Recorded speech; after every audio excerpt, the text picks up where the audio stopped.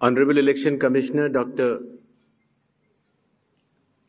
Sukhbir Singh Sandhu ji, Honorable Election Commissioner Dr. Vivek Joshi, election commission के वरिष्ठ अधिकारीगण और सभी मीडिया के साथियों,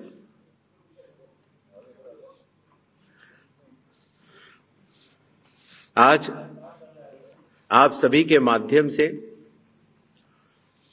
बिहार विधानसभा के आम चुनाव 2025 की तारीखों की घोषणाएं भी होंगी और इस चुनाव में चुनाव आयोग की जो तैयारियां हैं उसके बारे में भी हम आपको बताएंगे।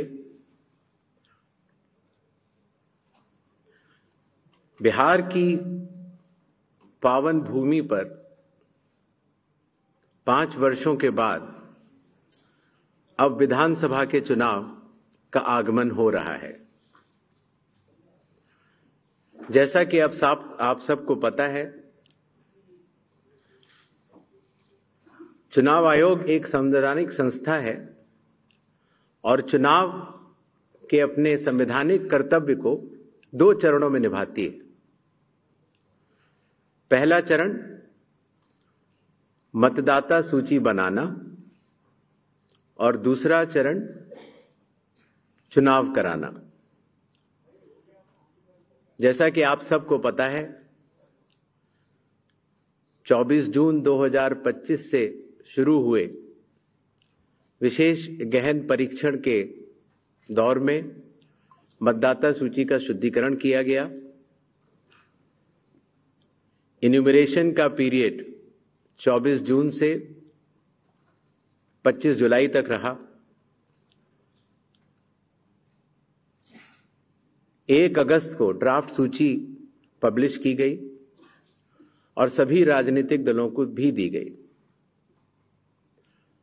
1 अगस्त से लेके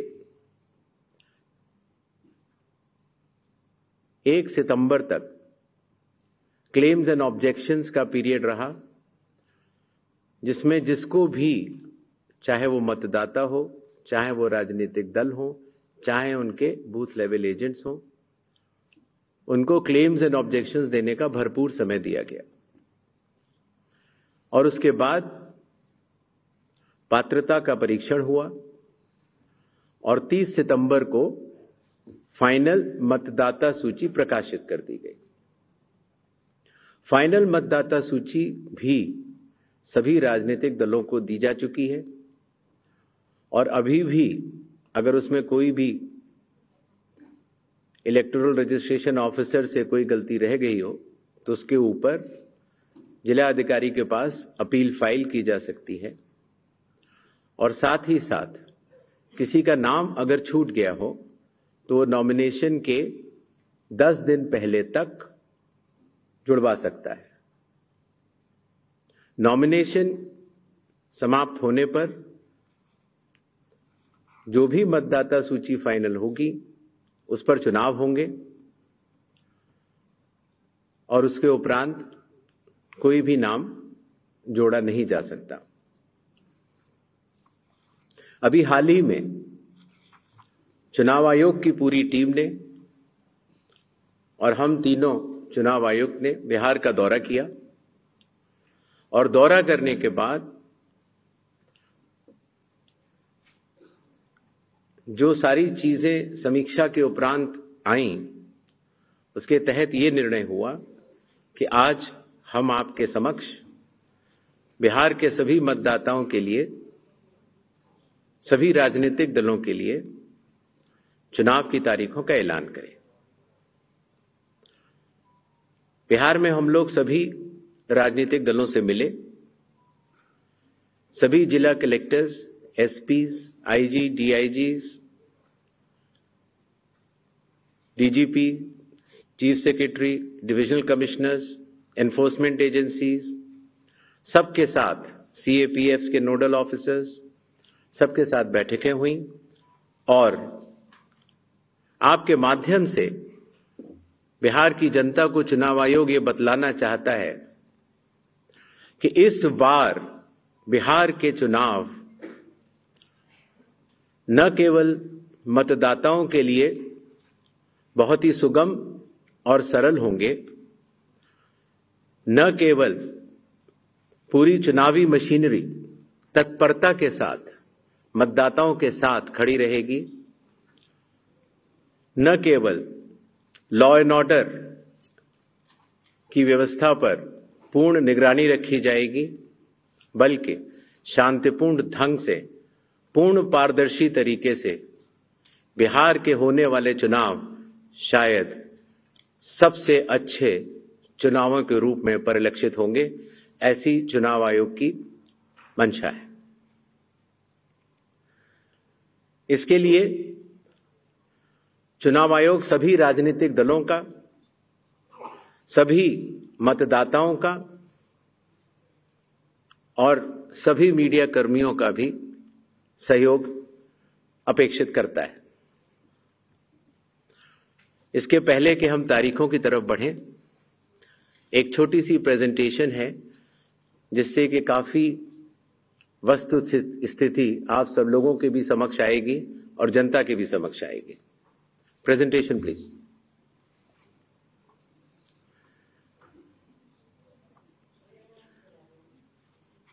बिहार में कुल 243 विधानसभा क्षेत्र हैं। इसमें अनुसूचित जाति के लिए 38 और अनुसूचित जनजाति के लिए 2 रिजर्व्ड हैं। नेक्स्ट। एक ओवरव्यू अगर लिया जाए मतदाताओं का,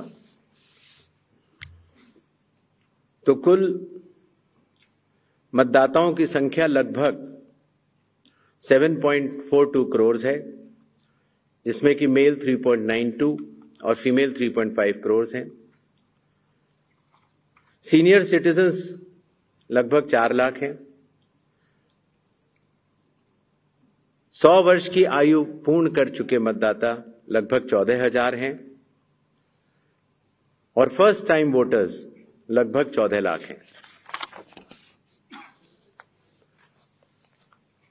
जैसा कि आप सबको विदित है, इस बार चुनाव आयोग ने मतदाताओं की सहूलियत के लिए, उनकी सुविधा के लिए हर मतदान केंद्र पर 1200 से ज्यादा मतदाता न हो, ऐसा लक्ष्य रखा है। इसके चलते पोलिंग स्टेशंस की संख्या में वृद्धि हुई और अब बिहार में 90,712 पोलिंग स्टेशंस हैं। एवरेज वोटर्स पर पोलिंग स्टेशन लगभग 818। वुमेन मैनेज्ड 1044 और मॉडल पुलिस स्टेशन लगभग 1350। हर पोलिंग स्टेशन पर वेबकास्टिंग की व्यवस्था होगी, जिससे चुनावी प्रक्रिया के ऊपर वरिष्ठ अधिकारियों का पूरा निगरानी किया जा सके। बिहार में कुछ इंटरेस्टिंग चीजें भी हैं। दियारा रीजन में लगभग जो 250 पोलिंग स्टेशन हैं, वहां घोड़े से पेट्रोलिंग होती है और इसी तरीके से लगभग 197 पोलिंग स्टेशंस में नाव के जरिए पोलिंग पार्टीज जाती हैं।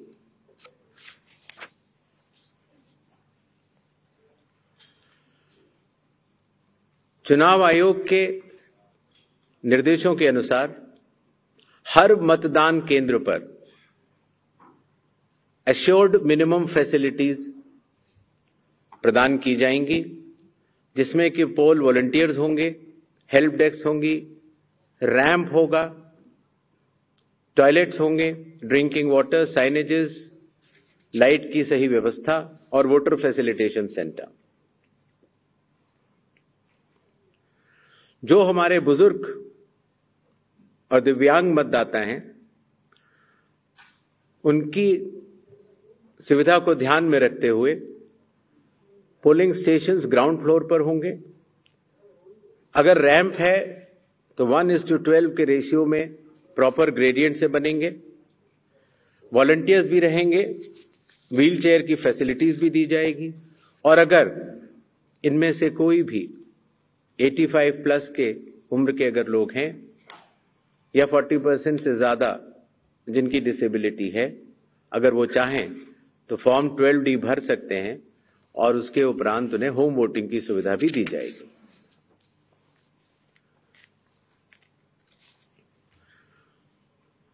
बिहार के दौरे पर चुनाव आयोग ने जिला मजिस्ट्रेट्स को, सुपरिंटेंडेंट्स ऑफ पुलिस को और सभी एनफोर्समेंट एजेंसीज को सख्त निर्देश दिए हैं, zero tolerance to any violence, no scope for any kind of intimidation or threat to voters or candidates. CAPF will be deployed adequately and in advance as a confidence building measure. All officers to act in absolutely impartial way and easily accessible to all the stakeholders. इसके बारे में मैं आपको बाद में भी बताऊंगा। अगर कोई फेक न्यूज या मिस इन्फॉर्मेशन होती है, खास तौर से सोशल मीडिया या किसी भी और प्लेटफॉर्म पर, तो उस मिस इन्फॉर्मेशन को काउंटर किया जाएगा और स्ट्रिक्ट विजिल रखी जाएगी सारे चेक पॉइंट्स पर, जिससे कि ड्रग्स, लिकर और कैश का इलीगल ट्रांजैक्शन न हो पाए।